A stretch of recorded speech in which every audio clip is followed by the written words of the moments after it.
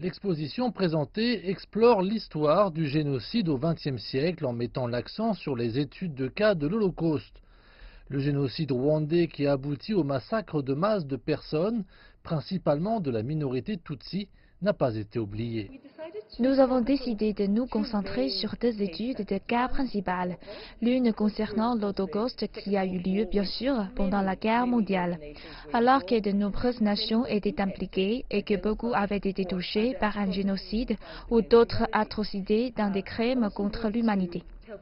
Nous avons également décidé de raconter l'histoire du Rwanda il y a 25 ans. Le génocide au Rwanda s'est produit exactement au même moment où l'Afrique du Sud accédait à la démocratie. Nous commémorons les 25 ans des deux événements et nous avons décidé de nous concentrer sur ces deux-là car les enseignements sont très importants ici en Afrique du Sud. Les histoires racontées ici sont complexes et angoissantes. Des reliques telles que les vêtements des victimes et de survivants du génocide rwandais, par exemple, témoignent des dégâts causés par ces événements aux gens ordinaires.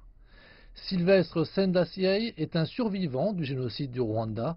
Il n'avait que 14 ans lorsqu'il s'est caché dans une église de Kigali et a assisté au meurtre de ses parents et de ses trois frères et sœurs.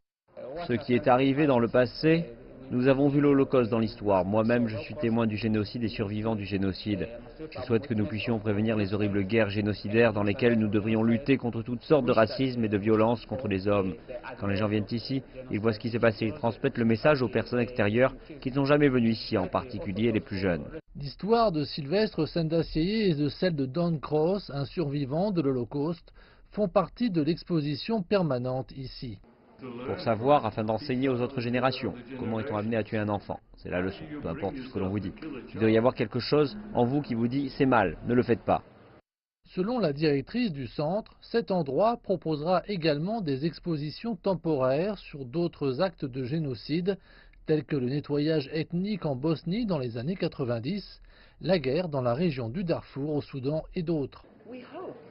Nous espérons que les personnes qui viendront ici, les apprenants, les étudiants, les éducateurs et le public sortiront vraiment avec la détermination de devenir des citoyens actifs, des activistes de la société, devenir ceux qui seront témoins des poursuites du passé en transmettant le message que cela ne se produira plus jamais. Le centre enseignera également aux gens les conséquences des préjugés, du racisme, de l'homophobie, de la xénophobie et des dangers de l'apathie et du silence.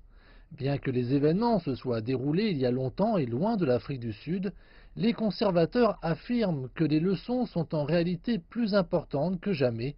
Ne les oublions pas.